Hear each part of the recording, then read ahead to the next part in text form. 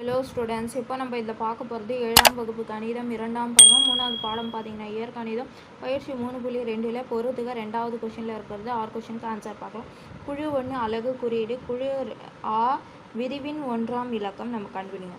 அப்போ பாருங்கள், first question 20⁻10. அப்போது 20 பார்த்தீங்கன்னா மிகை முழு. அப்போது மிகை முழுவில் இது 1ஆம் இலக்கம் என்ன இருக்குது? 0. அப்போ இதுக்கு ஆன்சர் 0 தான் வரும். அப்போ இது ஃபஸ்ட்டுக்கு ஆன்சர். அடுத்தது 2வது கொஷின் 121⁻11. இதுவும் மிகை முழு. அப்போ இங்கே என்ன இருக்குது? 1. அப்போ இதுக்கு ஆன்சர் பார்த்திங்கன்னா 1 வரும். அப்போ இது 2வது ஆன்சர். அடுத்தது 3வது பாருங்கள் 444. அப்போ 1ஆம் இலக்கம் இங்கே 4 வருதுங்களா? அப்போ 4ன் அடுக்கில் என்ன வருது? ஒற்றைப்படை எண் வருது. அப்போ ஒற்றைப்படை வந்துச்சுன்னா 4னே வரும். இரட்டைப்படை என்ன வந்துச்சுன்னா தான் 6ஆக மாறும். அப்போ இங்கே 4 இருக்கிறதுனால அப்போ இதுக்கு 4 ஆன்சர் வரும். அப்போ 3வது ஆன்சர் இதுதான். அடுத்தது 4வது கொஷின் பாருங்கள் 25. இது மிகை முழு. அப்போ 5னா இதுக்கு 5 தான் வரும். அப்போ 4வது ஆன்சர் 5. அதுக்கப்புறம் 6வது கொஷின் 716. இதுவும் மிகை முழு தான். இங்கே 6 இருக்குதுங்களா? அப்போ இதுக்கு 6ன்னு வரும். அப்போ 5வது ஆன்சர் 6.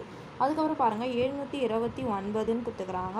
அப்போ இங்கே 9 இருக்குதுங்களா? 1ஆம் இலக்கம். அப்போ 9னா அதுக்கு அடுக்கு பார்க்கணும். ஒற்றைப்படைனா 9 அப்படியே வரும். இரட்டைப்படைனா 1ஆக மாறிடும். அப்போது இங்கே ஒற்றைப்படை தானே கொடுத்துக்குறாங்க. அப்போ 9ன் அடுக்கு பார்த்திங்கன்னா 9 தான் வரும். அப்போ இது 6வதுக்கு ஆன்சர்.